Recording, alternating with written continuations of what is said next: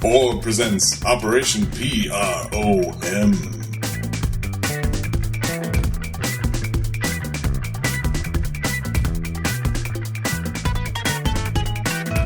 This is Gary Butterfield. This is Cole Ross.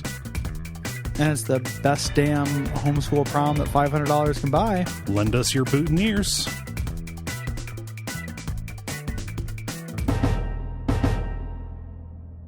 Yeah. Yeah, that's the best I got. It's the, hey, you didn't go with corsage. No, it's to lend us your ears instead. Yeah, boutonniere. Yeah, I didn't realize that there was a joke there. Yeah, no, I mean, there kind of was. That's the kind of subtle humor you get. That's the kind of non-joke you get. Yeah. Oh man, It's I understand the brain's desperate and sweaty scramble to come up with something that rhymes to do a wordplay. Yeah. Because I do that too. Mm-hmm. And every once in a while you get one that works in your head and doesn't work written out. One of the earliest ones I had was referring to somebody like a mashup of human and manatee. Humanity. But that just becomes humanity. Yeah. And so I said it out loud, and it made no fucking sense. You have to really lean on the T in humanity. Yeah. And then just awkwardly explaining it would have worked if it was written out. And that is the real walk of shame. That's not a good feeling. Yeah, demonstrating. No. There's something about my brain that makes me think about it written out first. I'm sorry. I'm so sorry. I didn't mean to ruin this wedding. I'm not sorry about writing it out. I'm sorry about the desperate and sweaty urge to get it out in the first place. Oh, it's content maker's disease. Kicking in the door, like, the Last Angry Man style, like just at the top of the church yelling for them not to get married. Humanity! It would work if it was written. Just oh man. We got holes in ourselves. Yep. This episode was written by Doc Hammer and Jackson Public. Yep. Originally aired November 21st, 2010. Yeah. And this is about a rite of passage. This is the boys getting their own version of prom, even though their dead grandpa taught them in their robot beds. So it is homeschool prom in their hangar where the X1 is. And it also puts a bow on some other stories. We get lots of stories. Yeah. It's a real series finale kind of vibe, to a certain degree. So Brock and Molotov get taken care of. The OSI and Sphinx and that arc gets taken care of. And then 21 and 24. The Ghost of 21 arc gets taken care of, which is good, along with 21's crush on Dr. Girlfriend, and his kind of dissatisfaction this entire season. Yeah. With being a henchman. Him having a bit of an identity crisis brought about by grief. Yeah. And it fulfills the arc of the Fun Boy 3 version of Our Lips Are Sealed, getting exposed to the world, which I really like because I like that version better. Oh, yeah. So split writing here with bleed over, of course. They talk about some of the bleed over in the commentary, but generally Doc took the prom and Jackson took all of the Brock. Yes. Stuff. Yeah. Them kind of leaning into either their strengths or preferences, depending. But Jackson doing the action stuff and the intrigue kind of deal, and Doc doing the softer interpersonal stuff. This has helped. This is an hour-long episode of the show, 40 some minutes with commercials, and boy, it really benefits from the extra room. Yeah, it makes me wish that the show was this kind of. I know that, like, I generally never want anything to be longer, but taking this approach to the show has made me realize, like, all the times where something needed more space or the episode just ends, or reading the back end stuff about all their plans that they had to cut. Yes. That sound really cool. This being like a longer show wouldn't hurt me. No. This, there are no obvious holes in this. I mean, might as well come out and say this is a really good episode of this show, from every angle. Yeah, when we do the first and worst of the season, it's probably the spoiler that we have to disqualify, because I think it's it's probably the best episode of the season, and I think probably the best episode of the show so far. It's really pretty pitch perfect. Yes, I think. Has everything. Yeah, it does. It hits all the good notes that Venture Brothers can do from a number of different angles. And notably, one of those is not like a straight up parody of old adventure cartoons, you know? Yeah, it's informed by that stuff. Yes. During all of it. And there are parody bits, like, you know, they land on the helicarrier from S.H.I.E.L.D. during this episode. Like, it's not totally letting that stuff go, but the plot isn't a parody. We've transferred fully into, these are characters that live in that world, but they're not necessarily telling those stories. Right. And they've been doing that for a while, but this feels like a demarcation. Yes. I'll go as far as say also a big reason why I love this episode is because it's really sweet. You know, they talk about it, how they've done these different finales. They did their fake cliffhanger.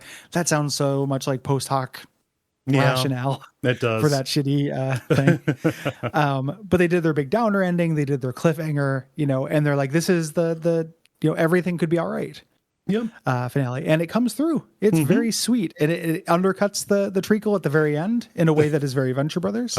But it is there are a lot of just genuinely soft, good moments in this. And I'm thinking back to it. Obviously, whatever's in the show is part of the show, but I'm wondering how much of that tone is just because they fucking nailed the music choice at the end for the final montage.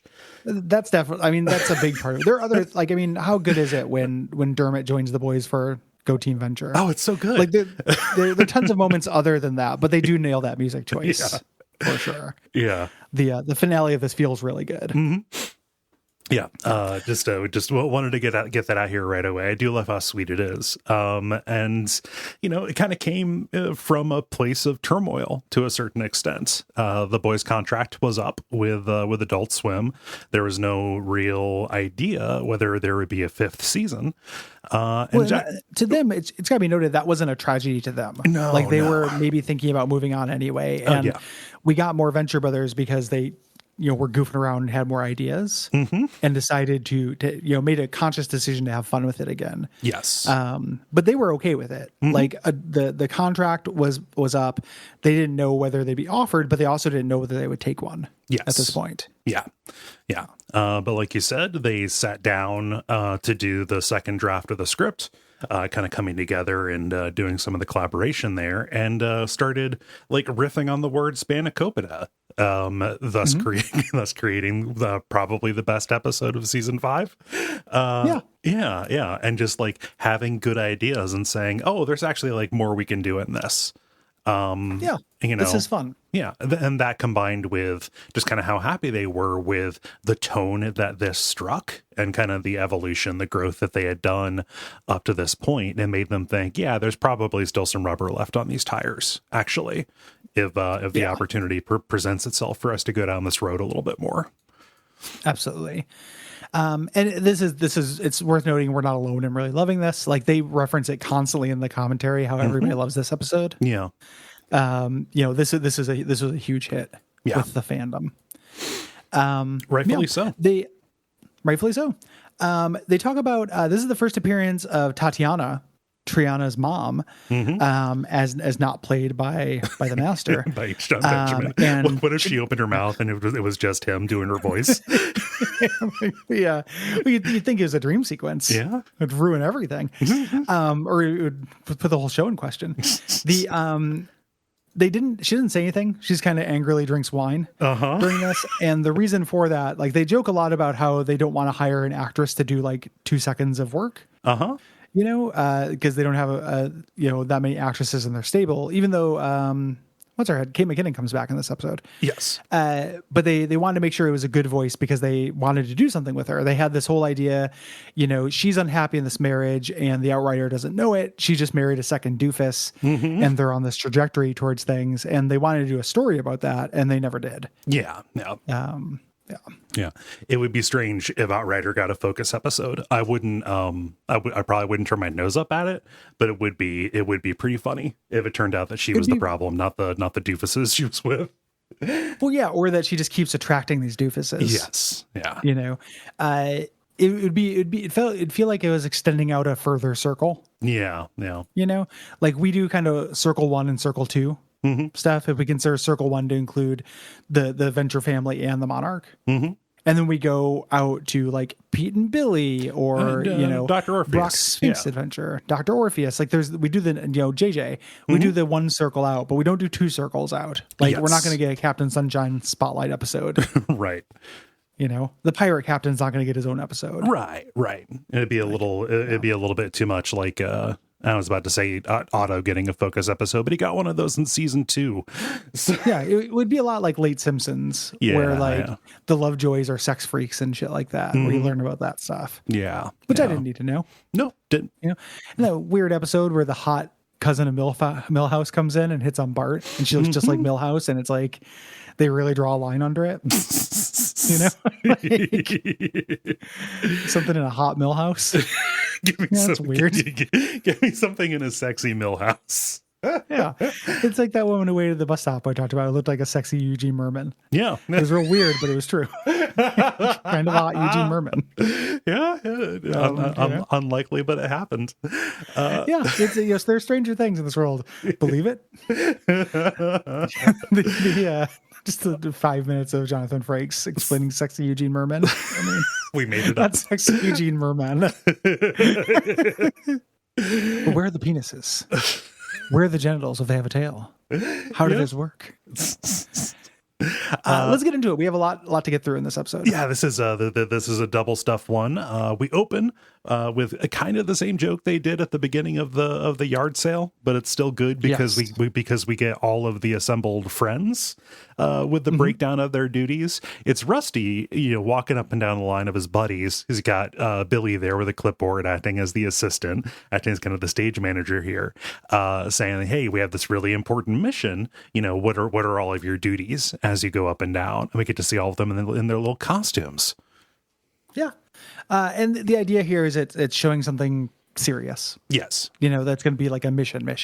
Big changes here. Hatred has tattooed a V on his face, got his H removed, and got everything other than the D removed. Because down there is tender vittles. Yeah, you don't want to. He's probably should have tattooed a D on his dick, regardless. Even though it does work on lots of levels. Pete's doing the aural enhancement. Is how they say it when they're still trying to make it seem like it's not a DJ. Dr. Orpheus is a refreshment. He wants to see, shrimp cocktails. Yeah. He wants like pigs and blankets. Orpheus wants to get a little bit too granola with it. Yeah. Jefferson has to be custodial, which is he calls out, but nothing ever happens with it. Right. And he gets they do a little synchronize their watches joke, which feels a little bit like the stand clear joke. A little bit. Which feels like that, the thing in the movies that would be difficult to do. Thing. Cannot figure out how to do it. I do like the line, "The time is now Tetris." Like Urbaniak does deliver that quite well. The variation of this that I always like is like, okay, in a minute and a half, go, or something like that. Like using some ridiculous amount of time to wait to synchronize. Hank and Dean are saying there, they say, "What's our mission?" And it's, of course, to have the best damned homeschool prom $500 can buy. $500 is so little money. Most of which he's going to blow on prostitutes as well. Yes, yes. $200 for the ice sculpture of the boys doing a Go Team venture.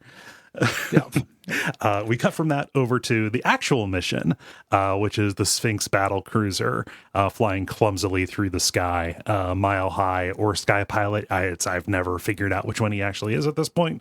They call him Sky the Pilot in the commentary. Yes. Okay. Yeah. But I don't know. So he doesn't know how to fly it. Just kind of like this, this thing handles like a housing project, he says. Well, or a green machine made of concrete. Did you have a green machine? Do you know about green machines? No, I only ever had like non-branded big wheels, Sure. Yeah. Lord's circles. Yeah. The green machines were these weird little things. You steered them with your hand. You steered the back wheels with them. But they're basically, just a home little kid conveyance device, and they were bullshit. It was like a plastic tricycle kind of deal. Okay, yeah, kind of thing. But you steered it like you were doing like a slalom. Yeah. A solemn slalom. Yeah. Steer to like you were doing those weird little like in gym class. Did you ever do like cart hockey, where like you sat down on these little boards with wheels and you had We had those boards. We never did hockey. Yeah, we did hockey with it. A lot of kids got their fingers rolled over. Yeah, they were dangerous, but they were fun. You can get some real speed on them. Oh my gosh, yeah, you can. But you had to go backwards. What a horribly designed toy. Yeah. This is just in the spirit of this, and I know I want to keep up the pace as well. I was thinking about school. We were talking about with the band guys yesterday. You know how pant boners were like such big emergency. Yeah. As a kid. For people who don't know what that is, it's like when your jeans sticks up in the front, it makes it look like you have a boner. Right. This was a major concern in high school. What's very funny is that like I didn't want anyone to think I possibly had a boner, but I was okay with people watching me tamp down my crotch every 20 minutes all day. Just constantly adjusting and pushing down my dick is what it looked like. I was like treating my boner like a Jack in the Box. Yeah. It's very weird that I was okay with that. Yeah, and just the fact that felt like a more socially safe move than just walking around with literally everybody who has ever worn pants understanding that sometimes they sit weird, especially if you're growing and your clothes don't really fit that well, or your family can't afford to get you new clothes that fit too well. You know, It's also a thing too where I'm very grateful that like my ding dong figured out when it's good to get a boner. Right. Like if I'm out in public and I'm aroused, I see somebody, I'm like, that person's very attractive. It doesn't get to boner. It doesn't get to that level. Yeah, it doesn't. It doesn't reach down that far. Yeah. Yeah, I'm just like, like I appreciate like a painting or a fine glass of wine. It doesn't become like this primal thing. So it's pretty great. Like I haven't had to deal with a public boner. Yeah. 20 years. Yeah, going on 20 years. That's just one of those things. Our changing bodies. My chip and see how long it goes. let me go into my Grand Theft Auto stats screen. Oh man. so anyway, but yes, they are they're piloting this thing around. Hunter wanted to bring it because they're taking Monstroso to the OSI, and if there's gonna be a pissin' match, they want to have the biggest pud they can. Yes, they got Monstroso in the back there. Sky Pilot / Mile High talks about he's happy to be on a mission because Hunter always takes Brock. This is a meta joke. Because they don't know how to do his voice well, so that's why he has like 8 lines in the whole series. It sounds like Jackson Public doing a JJ impersonation when he does that voice. Yeah. He begs Hunter to put it up on the big screen because some of the younglings have not seen it. The OSI hover quarters, which is just the Triskelion or the shield floating thing. HQ kind of deal. Yeah. And Hunter launches himself in a rocket sarcophagus out of the mouth to meet Twister ahead of them. I'm going to miss the Sphinx headquarters. It's very good. At least we get one last appearance of the intruder detected. Yeah, it's goodbye, sweet prince. Billy's up there criticizing Pete's playlist there. He's got the Fun Boy 3. Version where lips are sealed because the Go-Go's are kind of played out, but Fun Boy 3 is minty fresh. Yeah. It is a real sad version of that song. It doesn't make sense to play it. I mean, Billy's like, no, it's a prom, not a funeral, dude. Stop it. We had it was like an 8th grade dance, and it was like it was like a fall dance or something like that. And they didn't get like a real DJ. They got these like young guys, like maybe from the technical school or whatever, and they kept on playing this really inappropriate like Halloween metal. Again, for an 8th grade dance where people are expecting the cha-cha slide, and like people would complain, and then like one of the chaperones would go up and tell them, and then they do like 2 or 3 songs, doing the one, we get the back to one, like that whole kind of thing, doing some Boys to Men, and then it would just immediately slide back to brr, brr. Danzig and like it was really weird. But Pete decide to take his ball and go home. He cannot take any criticism of his playlist. He will not play Push It by Salt and Peppa, which upsets Billy because they've been working on their dance all week. This is, the joke is always this is a prom for Rusty because he didn't get one, but this is really a prom for all the adults. All these weirdos. In the crew. We see the ice sculpture, which was very expensive for frozen water. And he goes over, Jefferson goes over to spike the punch, and Rusty says he beat into it. This is one of our first Doc Tales, one that's not exactly explicitly named, but he spunk it. Spunky? No, spunking the punch is very different, Gary.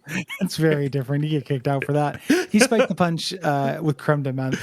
That's fucking disgusting. That's foul. But Jefferson's plan wasn't any better. He was going to spike it with Sambuca. I don't remember what Sambuca tastes like. Sambuca, it's like it's anise flavored, star anise. That would be pretty gross. Yeah, it's like black licorice. One time, like in college, this was pre-drinking times. Over at a buddy's house, they had rich parents and they had a liquor cabinet, but it was like very incomplete and very spotty. So it's like, all right, well, let's try and whip something up. And ended up mixing Midori and Sambuca together, like a watermelon liqueur with the anise. And it's not something I would drink, but it tastes exactly like that old bubblegum amoxicillin that you used to get as a kid. That had to be kept in the fridge. That's real strange. Yeah, wild.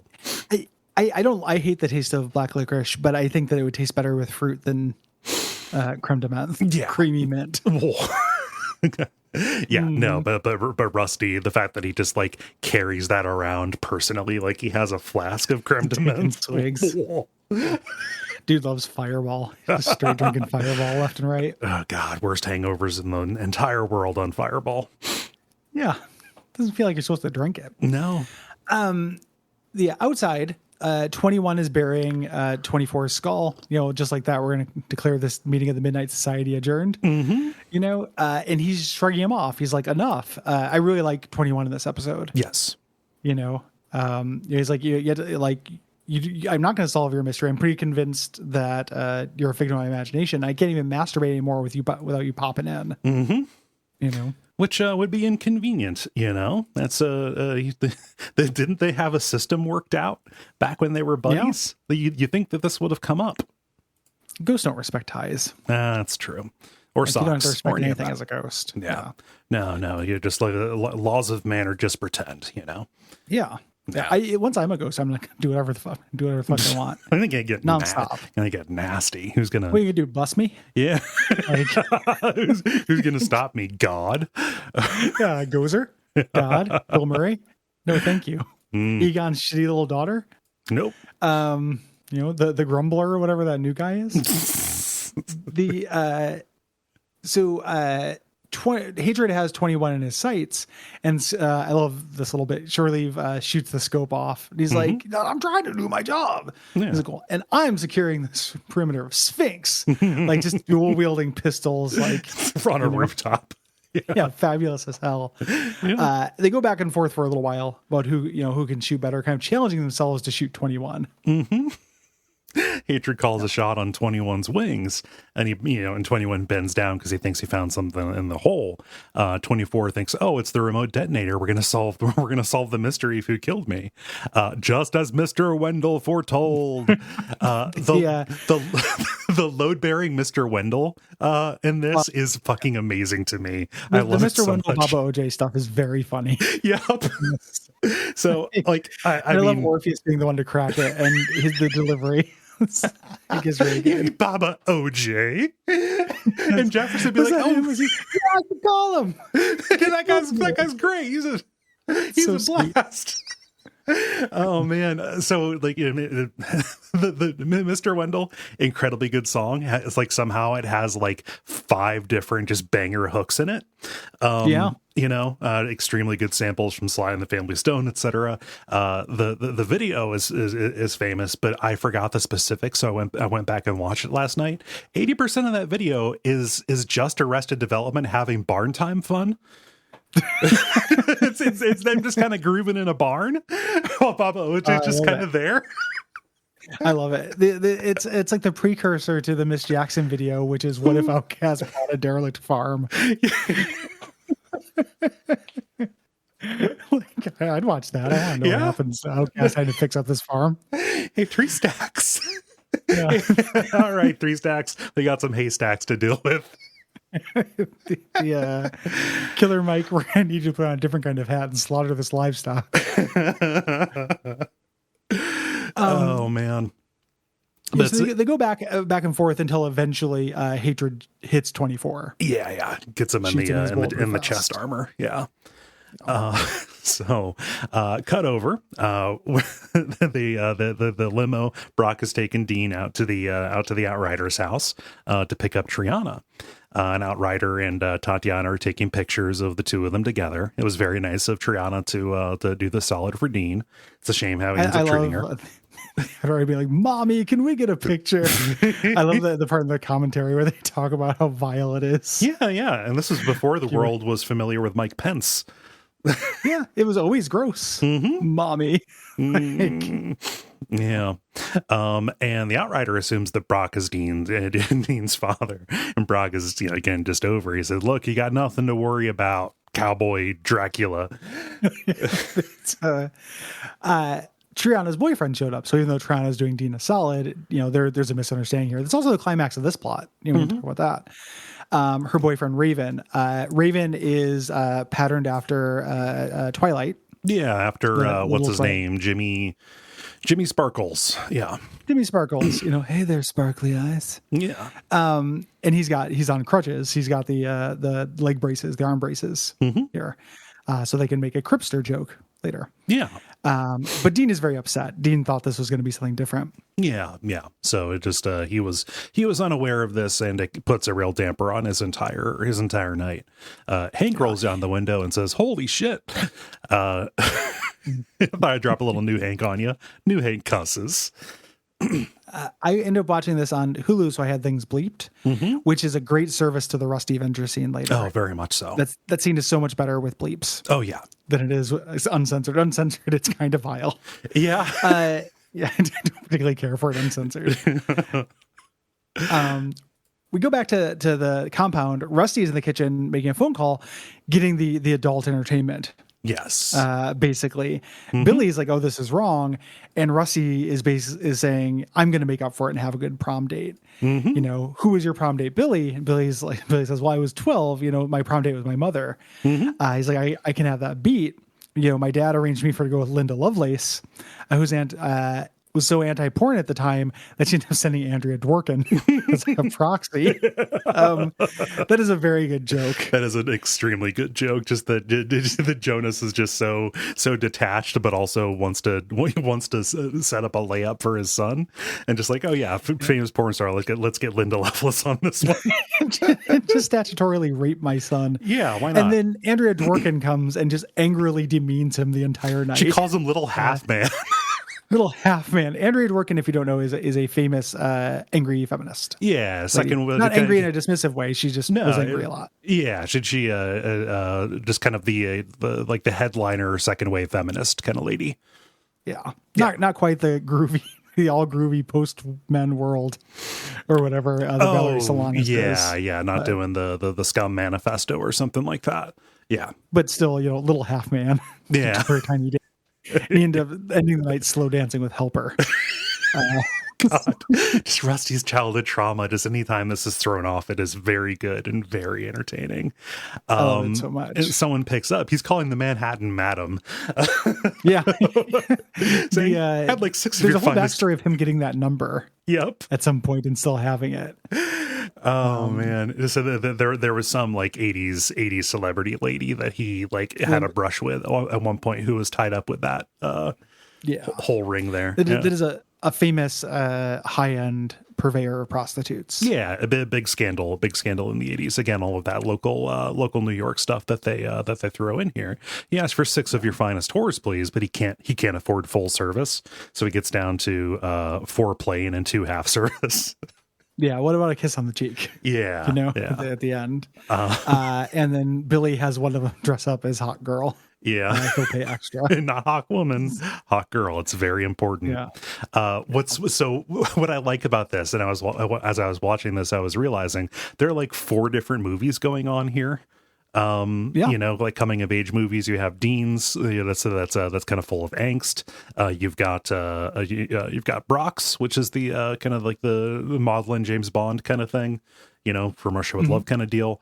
Then you have Rusty and Billy, who are doing like an 80s bachelor party kind of thing, which is fucking miserable. Yeah. They have a really good time, which I really like, in spite of it. Yeah. You know, this could have ended predictably with them just being very sad, but they have a blast. Mm-hmm.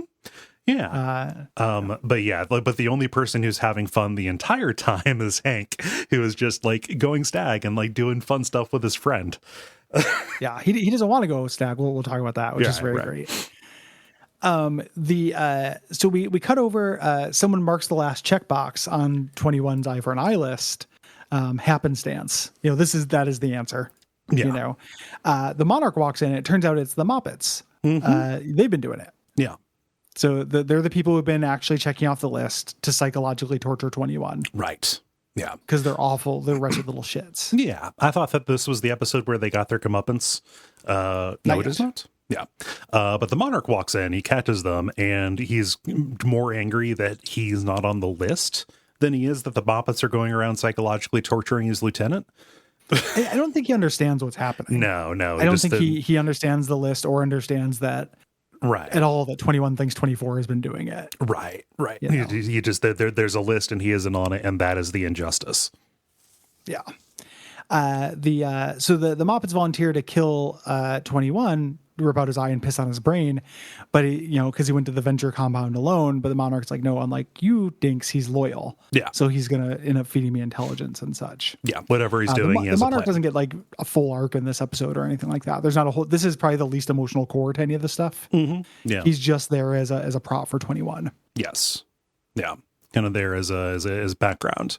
Meanwhile, Shore Leave wakes 21 up inside the Sphinx headquarters. 21 has the big bruise on his chest because, of course, that's what happens when you get shot in a bulletproof vest. That kinetic energy has to go somewhere. Yeah, and 21 is initially dismissive before saying that they captured Monstroso. Yes, there's a Monstroso here. We've seen one on the Sphinx battlecruiser. That one's a decoy. They're doing a shell game. Yeah. And 21 is like, we never get to do cool stuff like that. Shore Leave is about to memory wipe him, but the Sphinx issues an intruder alert. The Sphinx has spoken. Shore Leave scrambles the team. It's 4 dudes, one of which is wearing a Frogman suit, which is important. Yes. Everyone else is on Operation Double Dumbo Drop, which is a very good name for dropping off Monstroso. Yeah, and a reference to a movie that nobody remembers. Yeah, it's the Bad Bill Murray movie. Yeah. Featuring co-starring Dennis Leary. Why not? Yeah. The only Love thing to see him. He's pleasant. Yeah. Doesn't look like a bad version of Willem Dafoe. No. Like a permanent Green Goblin version of Willem Dafoe. all of the leatheriness with none of the charm. Yeah. No. Yeah. The only thing I remember, I never saw that movie, but a joke from the trailer stands out to me, which is they've got to give the elephant a suppository, and they hold up this gigantic pill. Oh, yeah. And they're going to put it up the elephant's butthole. They're going to put that. Yeah, it's a suppository. It's a down there pill. Okay. So yeah, they're going to put it up the elephant's butt. And I think there's some consternation as to who will end up needing to do it. Sure. Yeah. Yeah. Like you wouldn't want that job. That's a good joke.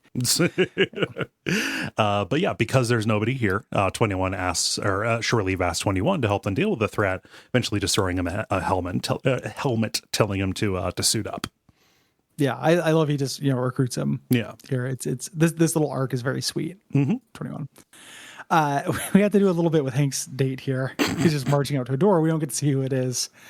In the back of the limo, this is kind of a bummer that Triana is just telling Dean stories about her new life and about her boyfriend, and then showing her the picture that he took, that he cropped Dean out of. Yep. You know, like she's doing him a solid. Dean is the villain in this, like an understandable way, a very teenage way. Yeah. But also, I do think that Triana could be possibly a little bit more sensitive. Yeah. You know, she seems like she'd be emotionally intelligent enough to understand that it's possible. It's still his responsibility to not behave like a douchebag. But I also think that it shouldn't come as so much of a surprise that he still has feelings. Yeah. I can understand why Dean would feel miserable about this. Yeah. It's very relatable. Yes. But yeah, telling stories from magic school and showing the photo with him cut out. And Dean is, trying to maintain some of his dignity, very badly, by lying about having a girlfriend, who had to work late and then had to go take care of her grandmama who has the mange. Has mange. Hank's date, of course, is the postal carrier, a callback to a throw-off line from a long time ago. She comes to the house every day. Very fetching. She comes to the house every day. Tell me there's nothing going on there. Yeah, I love it so much. And this is Kate McKinnon, and probably, doing an African-American voice, this is not the kind of thing that would fly now. Yeah. It is a funny performance. Like, I just love the immediate, like, oh, hell no. Because she's dealt with Hank showing up before. The history here. And you're just like, I'm 46. I have two sons older than you. Listen to what time they met Mama's new beau. We both know the score, pretty mama. Don't fight this crazy love. Just Hank's just total confidence. Like his total detachment from reality makes him the happiest person here. I love it so much. Yeah, he's very good. She rejects him, of course. Of course. The OSI goons throw Hunter through a door. I can't believe you had them nozzle me. Good callback. Yeah. And the hallway is torn up. But Doe and Cardholder don't give him any info. They're gonna figure out. We're gonna figure out what goes on later. They're this close to having Hunter arrested because he's technically committed treason here. They open the door to Traster's office. Little gag here with Traster. He's got a toilet built into his office chair. So he's just sitting there reading the paper. Tells them to leave for a minute and then come back when he's done. I also love him being like, have a seat there. And he's like, no, I'm not going to sit with my back facing the door, trying to get all feng shui on me. Doing that to each other. The back and forth between Traster and Hunter is so fucking good. Oh man, it's incredible. Like I'd watch a whole show. Oh yeah. It's impenetrable, but I love it. Toby Huss. Just national treasure. Yeah. So Tracer says Hunter has something of that belongs to the OSI. Monstroso, that plus size Brinker's got his fingers all up in the Guild's Christmas pie. Makes whatever plums he ploinks out part of the OSI, and Hunter's like, no, it's little Jack Torner. Yeah. Hans Brinker's thumb was stuck in a dike. Son, whatever depravity you get up to in your own time is between you and your living God. He's like, no, this is a negotiation. Tracy goes, a negotiation, is it? Let's wrestle. He goes into wrestling mode, and they wrestle. Yeah, and God, Tracer's good. God, and wiry little Hunter gets the upper hand on him. Hunter, for the exchange here, he wants off of the OSI's most wanted list. They keep on sending double agents over, and they end up having to kill him all the time. It's getting frustrating. Since the deal is going through, Hunter gives away some info for free. They had Monstroso up on some sodium pentothal, which hard to imagine how much it would take to get him loopy. There are guild moles in the OSI, and Traster ought to know this. Yeah. I'll give you this one for free. Yeah. Tracer gets really pissed about this. He's like, we run a clean ship. Basically here he gets all red and sweaty. And he grabs his chest, says, you wouldn't like me when I'm angry. And Doe and Cardholder come in and take Hunter captive. Mm-hmm. So that we're going to have continuing plot here. We go back. Al is standing at the gate. He showed up at the same time Monstroso's men showed up to rescue him. It's so cute. Like he's got a little cake and he's got his little kilt. Apparently that cake has a Dean and Hank cake, but we don't get to see it. Oh man, because it just never showed up. They're not here for him. They have no reason to fight him, but they're just standing there in their hoods. Yeah. Are you a cover band or do you do originals?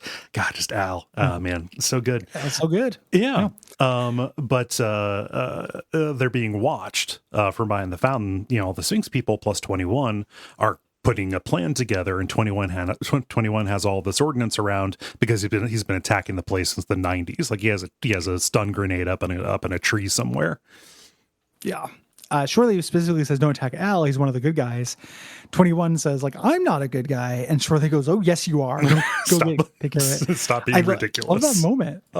Like anything Shore Leave told me in that voice, if he was just like, this is what you are, I'd be like, you cut to my core, sir. Yep. Yeah. You're right. I'm exactly that. Probably not. You're very confident about this. Yeah. Very keen judge of character. Yeah. Love that little moment. Yep. Oh, so because Hank's date didn't work out and the Quim twins will not take his calls, he's got to go stag. Kim isn't around. She fell in with the preppies, went to rehab in Florida, and now she's religious. Yeah. That was the writer specifically saying stop asking about Kim. Yes, please. They alluded to this earlier, doing this just try to like ruin a salt at earth. Mm-hmm. Yeah. They happen to pass by Dermot, who is trying to kickstart his moped. And I love him just being like, we're doing, he's like, what are you guys doing? A gay wedding? He's like, no, we're doing homeschool prom. You want to come? He's like, that's the only thing worse. I'll only do it if Shallow Gravy can play. Everybody in the car is like, oh God. It's very good. Yep. And then he's like, great. Now I have a date. Just Hank being gormless. Yeah. Wonderful. Hey, I've got somebody to hang out with. I've got my buddy. We can have a good time. Yeah. Mm-hmm. 21 and Al and Shore Leave take care of the associates. Yes. Shore Leave concentrates Al on his concentrated fireballs, and he's kind of hitting on Shore Leave here. Yeah. They're going to be dates to the super prom here. And Brock rolls up in his limo. I just love him just rolling over one of the guys' heads. And immediately swing. Is he going to do anything stupid to 21? Yeah. And Shore Leave vouches for him. Like, yeah, he's Hatred fine. him right in the breadbasket, and he still did something for Team Sphinx. Yeah, he's good. He's solid. They drive off, and 21 calls out, or 24 calls out to 21 for abandoning him there at the gate. Saying like, oh gosh, flat lever, just leaving me here with Mr. Wendell. And one of the associates recognizes 24's voice. And that associate used to be henchman 38. They heard a rumor that 24 was dead. Is the joke here that this associate is dead and he doesn't realize it? Yes. Okay. Yeah, that is 100% the joke. A bunch of the old Monarch's old crew went joined Monstroso when the Monarch went to jail. Mm-hmm. And he's like, I got bad news for you. Mm-hmm. This does imply that 24 is a real ghost. Yes. Because 21 isn't around during this period. I think it's just kind of a joke. Yeah. This could be 21 just imagining that's what happens because he just killed all these dudes. Yeah, after he left. Yeah. Yeah. The Monarch is in his little hover version of the Monarch mobile, the small version, in the tunnels underneath the compounds, thinking that 21's running a diversion. Yeah.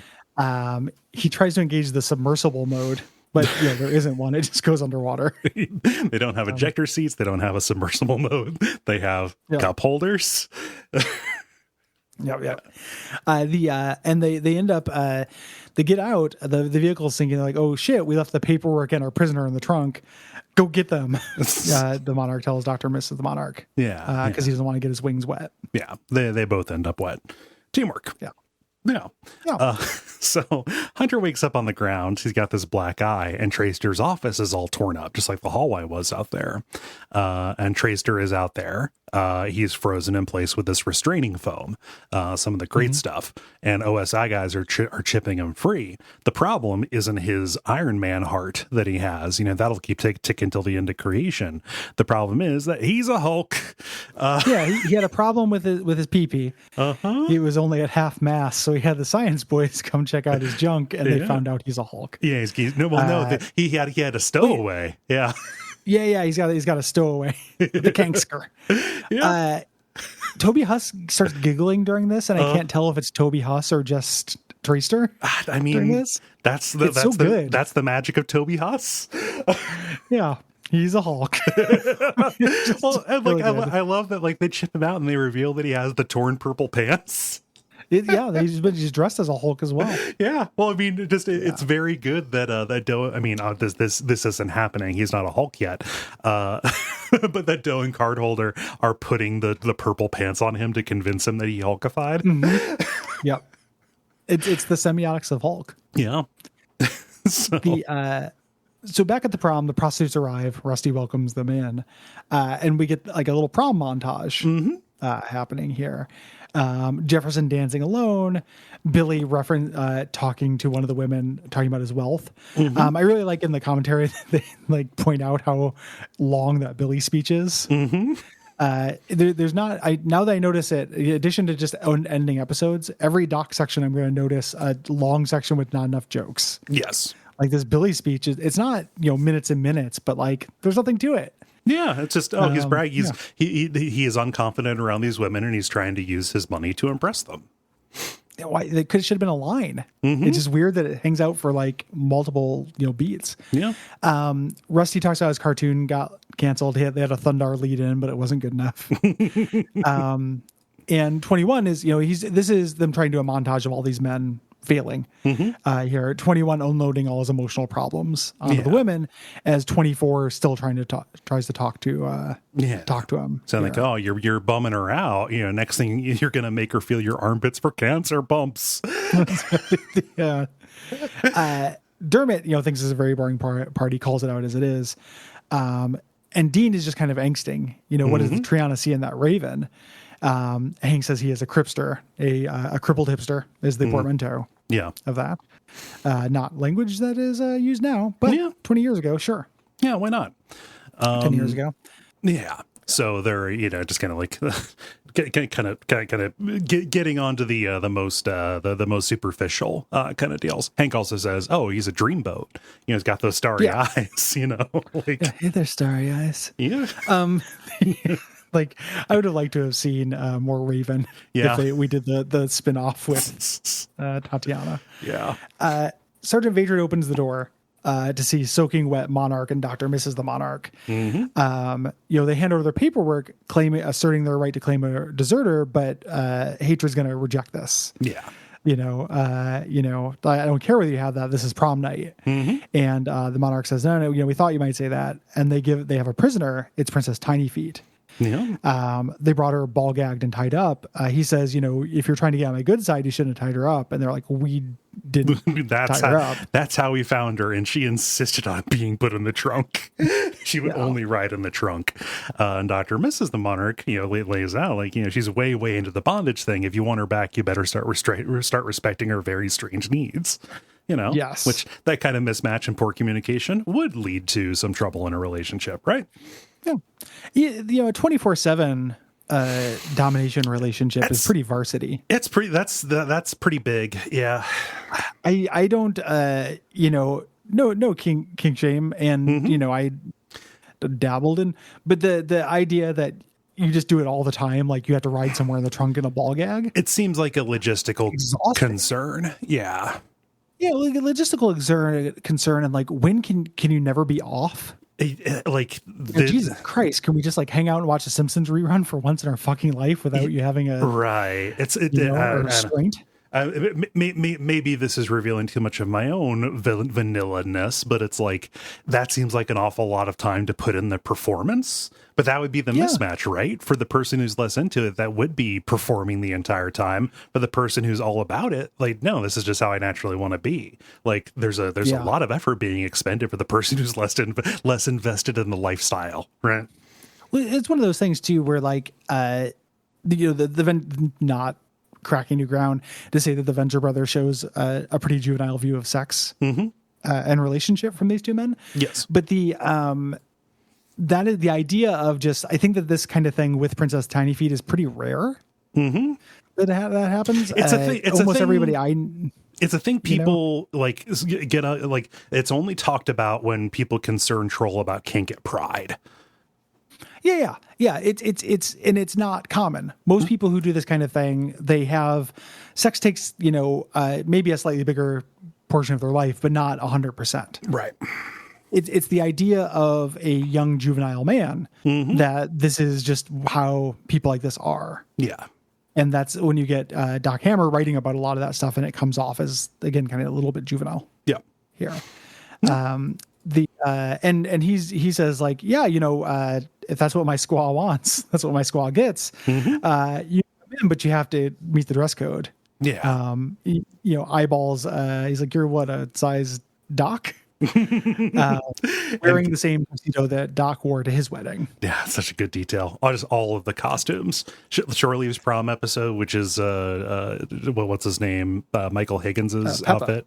What's that? Yeah, his last name's Pepper. Was it Hortense Pepper or whatever? Oh yeah, from Best in Show, the character that Higgins played. Yeah. Very cute. So back inside the prom, Rusty is, trying to lay game on this on the sex worker who's sitting on his lap, saying, how about I take you to the boudoir and give you a little Rusty venture? She's like, how dare you? And slaps him. And this starts, this is an incredibly long joke, but it's pretty virtuosic though. Yeah, it's really good. All the performances are very good, so sure, Al goes and denied, start asking for a Rusty venture right from the start. You are bold, my friend. And he goes, what? I got chill bubbly up in my room. And they start talking about what Rusty venture is. Yeah. And I love James Urbanek's performance of just like, oh God. This is a huge indignity, which is like, this is a part of his legacy that he has no awareness of. Like, this is his whole life. And hearing everybody describe these extremely vile sex acts, of the school of sex acts that is pretty much only described on Urban Dictionary. This is from the Donkey Punch school of sex. Yeah, from the Blumpkin University. Your glass bottom boats and whatnot. Majoring. Yeah. I went to Blumpkin U, majored in Donkey Punch. Like that kind of right. thing. Yeah, just specialized in the Livid Pedro and the Minnesota timeline. Yes. Yeah. Cleveland Steamer was the sports team. Yes. The Cleveland Steamers. Go Steamers. Yeah. And again, that very juvenile idea that sex is made up of moves. Yes, that it is made up of moves, and also, I'm not going to write a think piece about this, but a lot of those jokes and that space that they're playing into, the idea that either gay sex or especially like out there sex necessarily needs to involve shit.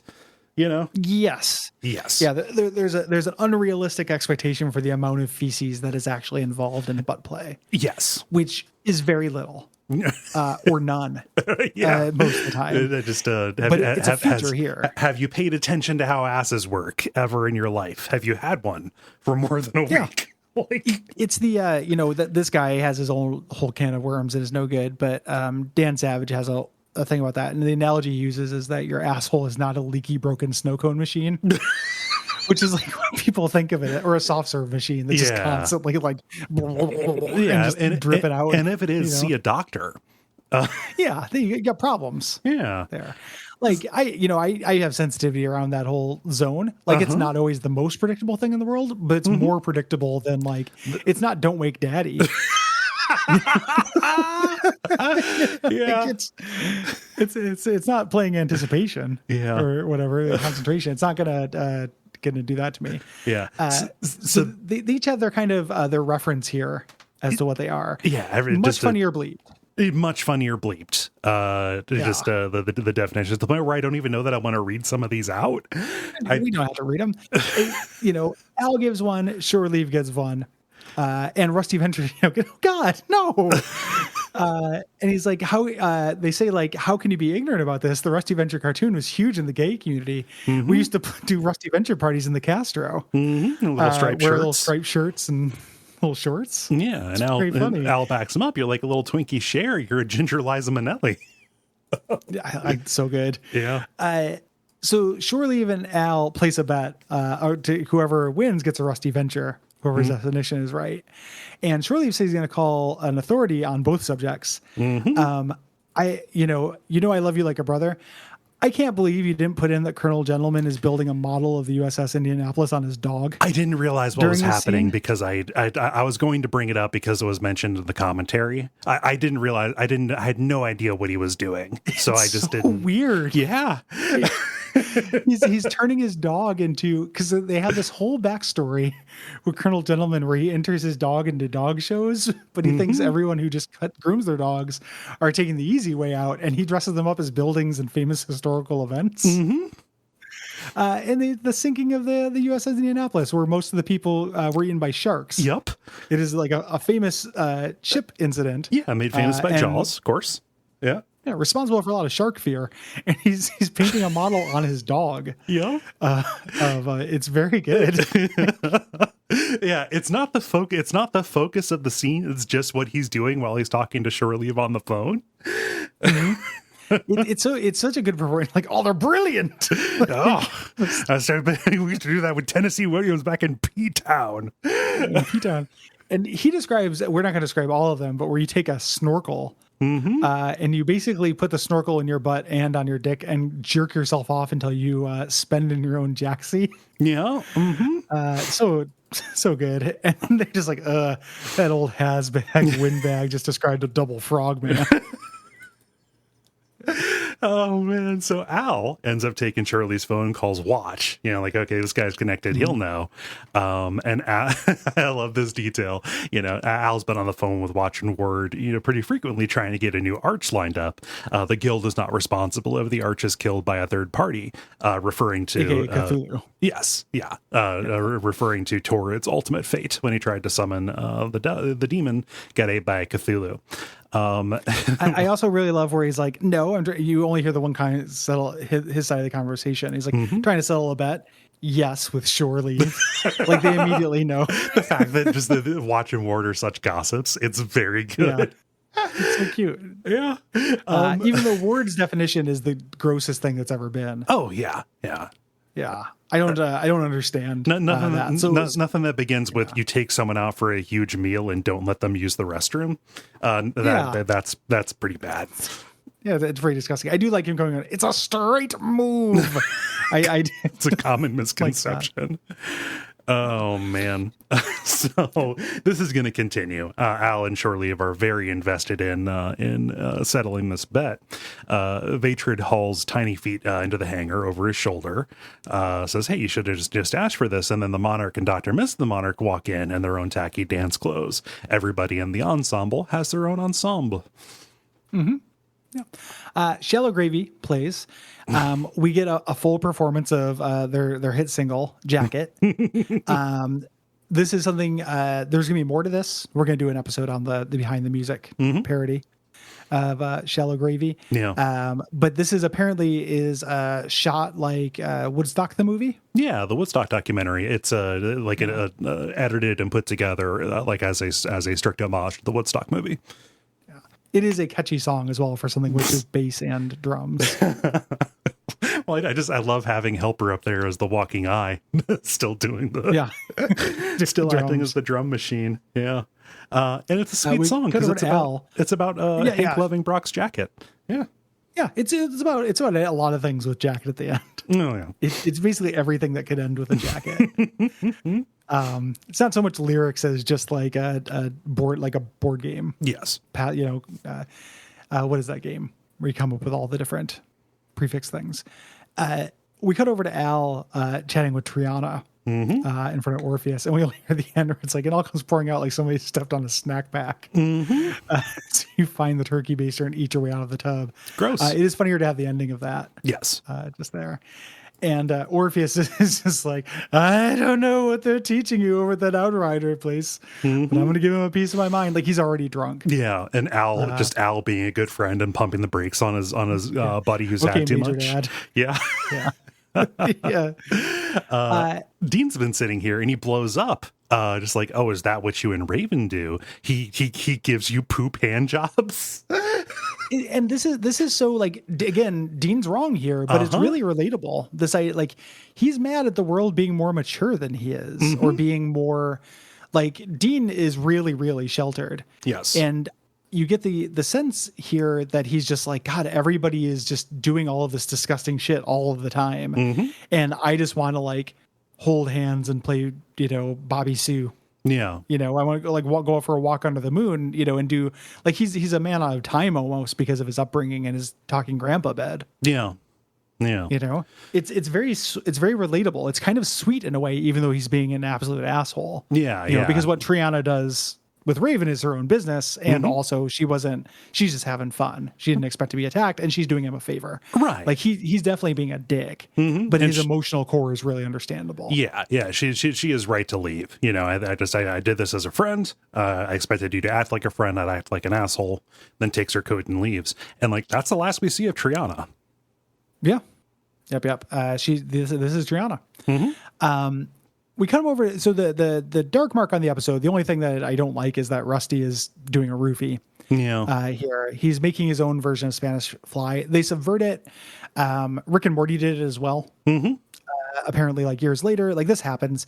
Spanish Fly, for the kind of maturity and pulp level this is, that is something that, like, I had a vague awareness of the idea of this before I understood what a roofie was. Like there were jokes about it on Saturday Night Live and shit. Yeah, just the idea of an aphrodisiac. Yeah, this feels like them playing like with the genre trope. The fact that they call it out, that that Billy's like, this is wrong. Like this is really bad. And basically says like, oh, so it's like a roofie because the way that Rusty calls it out, again, because Rusty is a terrible person, says, oh, it'll turn a no way Nancy into a yes I candy. And Billy says, oh, so it's like a roofie, and Rusty tells him not to cheapen it. Yeah.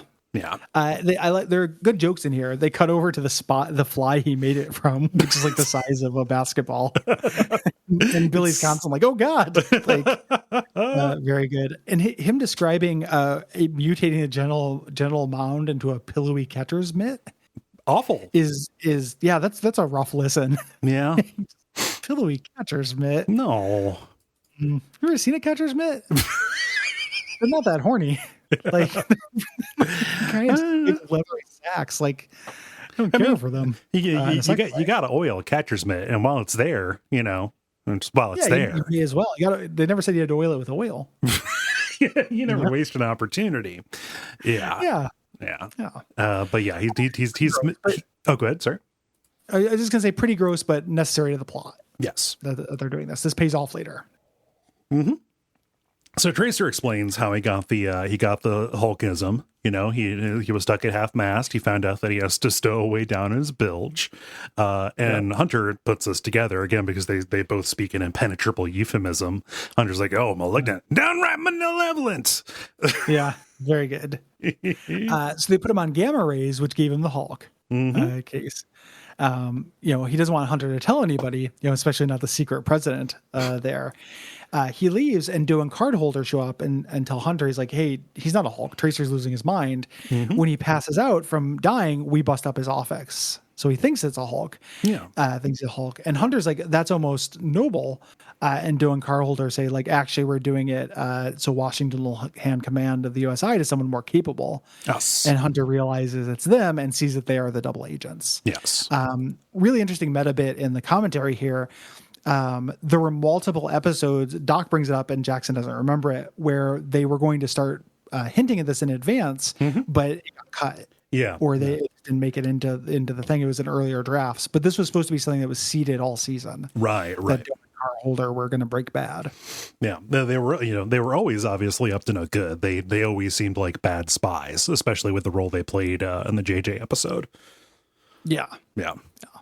But they're just, it's interesting to see there's going to be more text here, as is. Hunter tries to call for Sky Pilot, but the battle cruiser has crashed into the hover quarters. You're the one who told me to do octagons. This thing doesn't have that much gas in it. The USI agents have him at gunpoint, and they throw them both in the brig. Yes, and Hunter's furious a mile high / Sky Pilot that he let them get a hold of Monstroso. Since Monstroso is the only other person who knows the identity of the double agents, so yeah, that's really bad news for us. Yeah. So, yeah. OSI comes up and asks Hunter to go to the bridge. Hunter heads off. He goes, no, sir, the secret bridge. There's always a second thing here. Yes. Yeah. Back at the prom, 21 is just telling 24, like, hey, you need to stop. Saying, like, hey, I love you, but this has to end. And Orpheus, again, because he doesn't see the ghost, he overhears this and starts becoming an affectionate drunk before learning, oh, 21 is seeing a ghost. Well, that's my game. Yeah, he's very excited to be tapped in. He also corrects him that's not Mr. Wendell. Mr. Wendell was the homeless man in the video. Mm-hmm. Their actual spiritual guru was Baba OJ. Mm-hmm. 24 says this is Mr. Wendell, and I can see making that mistake easily. Mm-hmm. If this whole thing being in 21's mind, like you see the video, you see Baba OJ hanging out. The video is about Mr. Wendell. They talk about a wise old man. Yeah, and if you're not paying too much attention to the lyrics, which make it very obvious that they're referring to Mr. Wendell as the homeless man who you should not ignore, who is a part of your community, right? You might miss that, but I just love that misconception is load bearing, because Orpheus calls over to Jefferson saying, like, no, just you're mistaken. Hey, is Baba OJ still alive? And this is where Jefferson says, oh, we should invite him. He's great. Yeah, he's alive. We invite him to the party. And this dispels 21's visions. Yeah, because of Baba OJ / Mr. Wendell is alive, then that means he couldn't be a ghost, and therefore 24 can't be a ghost either. Like, this is just a product of your head, this misconception you had. He starts crying, and Jefferson hugs him and is like, I'm sad too. They were a great band. Sorry they broke up. Very sweet.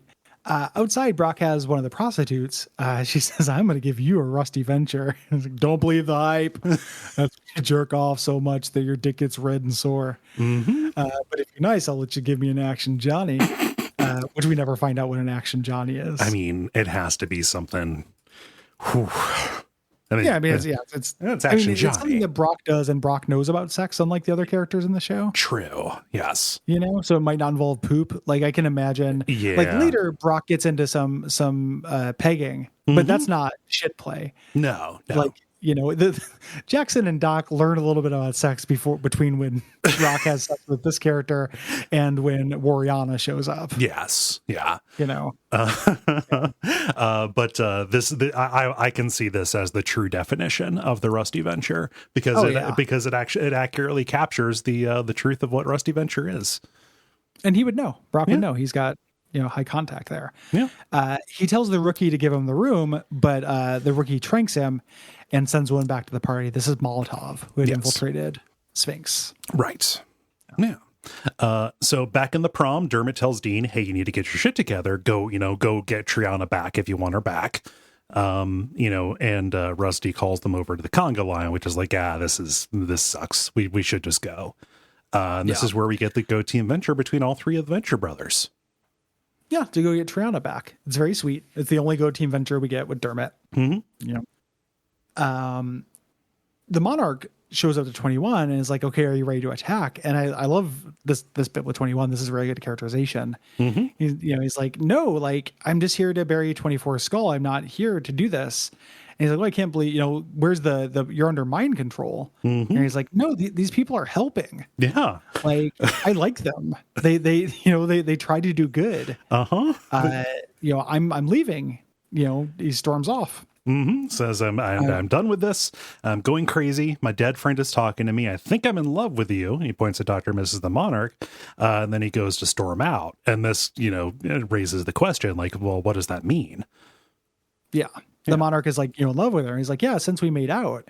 The Monarch goes, well, she says that's a stretch. And he says, the Monarch is like, where was I? And he's like, right, you were there. Right when this happens, Pete cuts out the music. It's fight.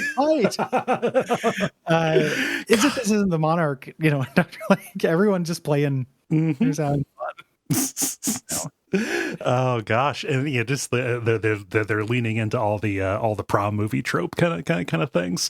In the commentary they talk about they have the bathroom fight scene in here before it had to be cut because you always have to have the bathroom fight, right? Yeah. Oh man, prom is so and the weird. Monarch is 100%. Did you ever go to prom? Twice. I went once. I never went to the second time, but yeah. Yeah, no, I had a senior for a girlfriend my junior year, and I had a junior for a girlfriend my senior year. So just ended up working out that way. I know, right? The time I went, I was having horrible like stomach stuff, and I brought Pepto-Bismol in my inside pocket and was swinging it at prom like other people were swinging Sambuca. In Jackson School. Yeah. It was fine. It's weird. I wouldn't do it again. No, I have no interest in a prom. Mm-hmm. Yeah. What are you gonna do? The wedding is a good version of a prom. Yeah. Like a wedding's fun, and it has a lot of the semiotics of prom. Mm-hmm. The monarch says basically, so what? We had a threesome. You know, we're villains. We swing. Yeah. This meant nothing. Like last wife, last week, she fucked Manta Claus while I was there, and then made him breakfast in bed. Mm-hmm. I love that 21 looks at her. It's like, is this true? And she says, buttered toast and eggs. Yeah, buttered toast and eggs. And this 21 loses it at this point. There's a parallel here to Dean. Yes. Right? Like this is the same basic thing. Like you guys are fucking nuts. He just wants to, he's also in a period of arrested development, and he just wants to have the hand holding and like the most romantic thing that Dr. Mrs. the Monarch did for him was do a little cheer for him. He just wants to be loved. Yes. Yeah. And doesn't happen in the series. No. And he just climbs his way back onto the Monarch again. Yep. Which is unsatisfying to me. Yeah. This arc basically gets erased. Yes. Which is a real bummer. When everyone's staring at him, the Monarch does this as a play off to ruin prom. Yes. Basically, does a little speech with the music. Yeah, you felt the sting of the mighty monarch. I rained on your parade. Throws a smoke bomb, and everyone walks away bored. Usual smoke bomb joke where you throw the smoke bomb and like it doesn't make you disappear. You're still there. Yeah. Yes. Yeah. We cut over to Brock. He wakes up with the hood on the Frogman's hood on his head and written XO Mall on it, and Monstroso on. So he radios Shore Leave. This is the real Monstroso. Yes. Here was a base in the shell game. We got a fox in the hen house, and the jumbo eggs are gone. Yeah. I wish they'd said a hen in the fox house. Yeah. Not to punch it up too much. He sees Monstroso loading Maul loading Monstroso in the back of the limo, and does a chase. Yeah. This is the best animation we've seen so far. This whole action sequence is done with so much love and care. Yeah. It's great. All this action stuff with Brock is super good. Yeah. Like good writing as well. Like the speech and the way this resolves is like genuinely really good. I think it's the best way they could have resolved the Molotov. Yeah. Kind of plot line. Yeah. The way they want Shore takes some shots of the tires. Al casts a spell and turns one of the tires to gold, which is real funny. Nice shot, Queen Midas. Now she has money for tolls. This is very good. Very good one-liner. And then Brock commandeers the conjecture cycle, which Pete has recorded a little anti-theft line for. Halt! You are too close to the conjecture cycle. God, I love the conjecture cycle so fucking much. Conjecture cycle's good. They pass Hank, Dean, and Dermot on their way to do something dumb. They're trying to talk Dean into breaking his legs. Brock and Maul get up there. Brock gets a knife into the limo's window, but they get separated by that median that we've seen before, that storied conjecture cycle median. And Brock separates and then gets in front of her. Yes. Pulls down in front, and they pause for a moment before going head on at each other. Brock hits and then flips over through the sunroof and gets Maul into like a chokehold. And she throws him out of the car, but ends up breaking through the barricade and spinning around so that the back half of the car with Monstroso in it is dangling off of a cliff. It is hanging there precariously. Yes. We cut over to Hunter and the secret bridge. Tracer is nude except wearing an American flag. And they talk about this like Hunter, like, oh, it just worked. I don't know.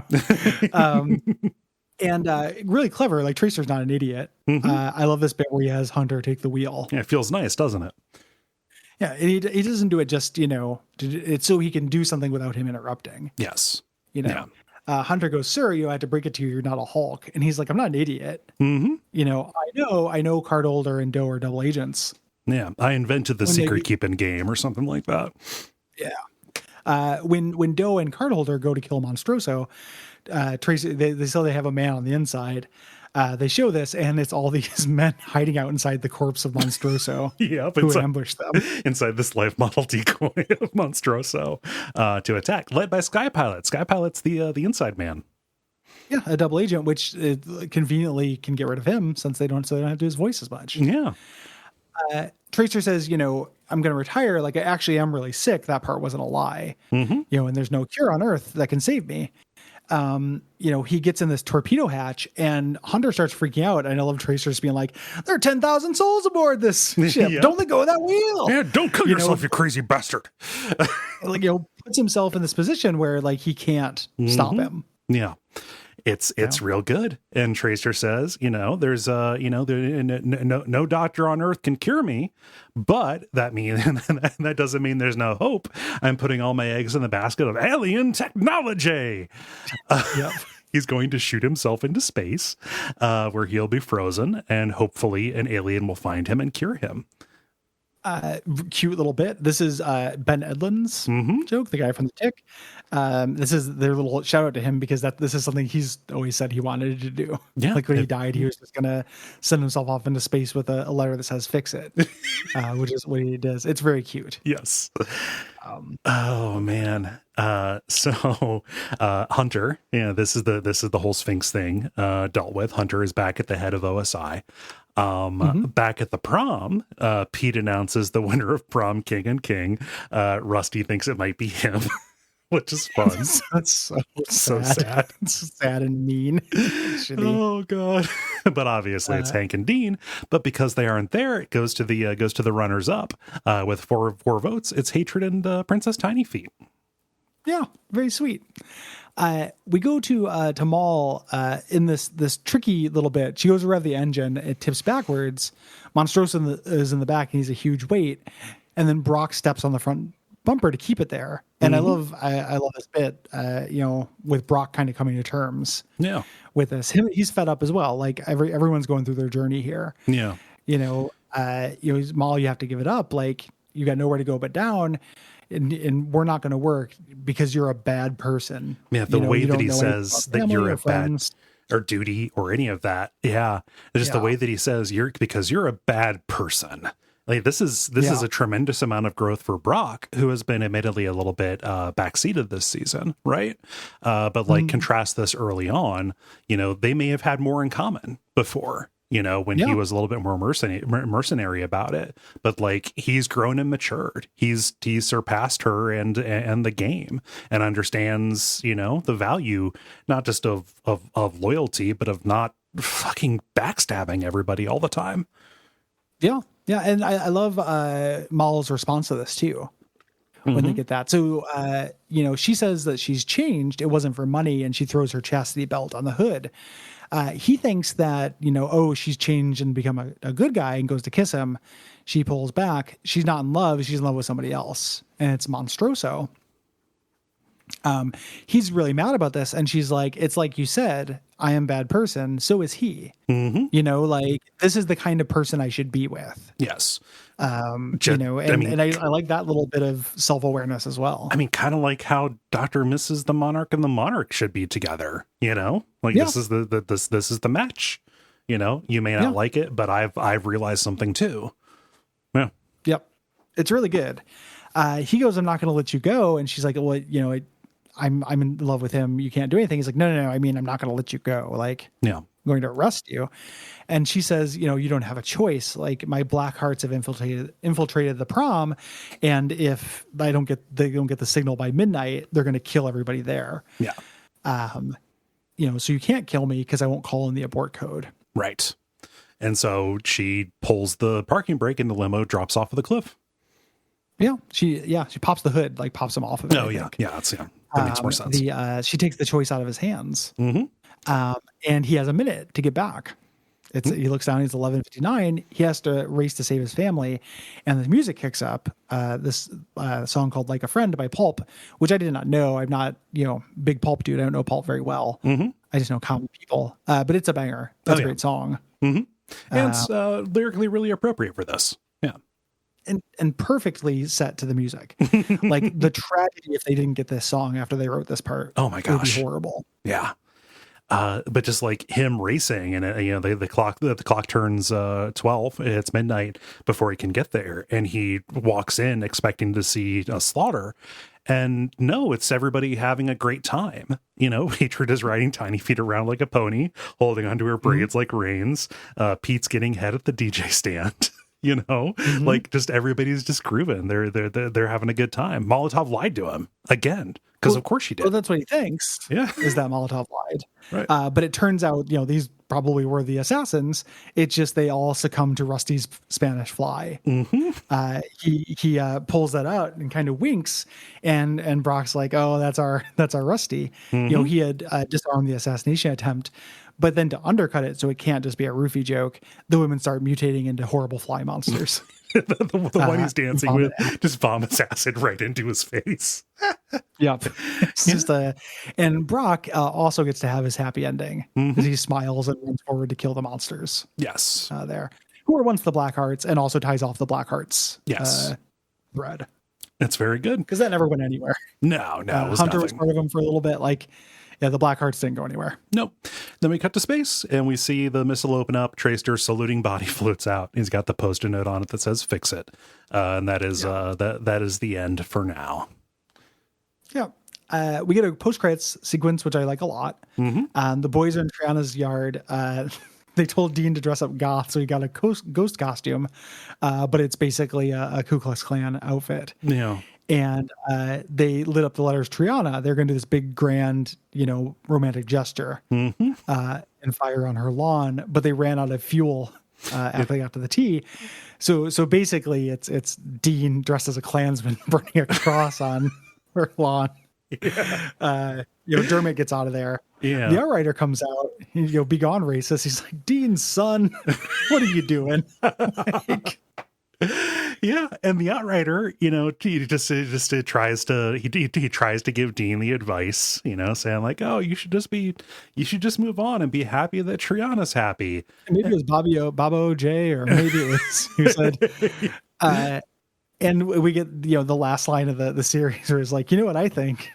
Fuck you. It's like, you don't know me, you don't know the situation. Like, yeah, you may be right, but also now's not the time. Dean finally getting a chance. This is his own rite of passage. They say in the they say in the commentary, I think, which is like, no, he's got to grow a backbone. Yeah. Don't brightside me in this moment of me realizing this person I've hung up all of my hopes for a romantic life on. No, there is a process of grief, and your little shitty aphorism about not stepping in the same river twice. No, fuck you. Yeah. Also, that's Heraclitus who said that. That's a Greek philosopher, not Baba OJ. But just the idea that being told when you're at your absolute lowest that you should be happy for somebody else is the worst thing to hear. It's fake. You can't really do it. I get happy for other people all the time, but not when you're allowed to consider your own happiness. It's the 101 thing. Obviously what is best is for you to, for you to believe everybody should be where they're the happiest, And yes, we may have been holding each other back or whatever. The 201 level is, no, let me have my grief, please. Well, as long as I don't take it out on somebody else, let me have it. The other bit of truth is that something can be the best for somebody else, and that is the only reason why they wouldn't be the best thing for you, right? Yes. To Dean, Triana, the only reason why Triana would be holding him back is because Triana didn't care for him, right? Which is a valid reason, but it's not like Dean has something else to put his attention on. It's just, and he'll get that, that we'll grow with that with Dean, but he's just he's like you said, he's not there yet, right? So it is. It's really well observed. Yeah. Really well observed. Great note to end on. If this had been the series finale, it would be a really good series finale, I think. Yeah. But it is okay that it is. I'm glad there's more. I'm glad that we get more of this. Yeah. No, I feel like I said everything that I needed to say. I feel like pretty much everybody, gets to fully live in their character in this and move forward.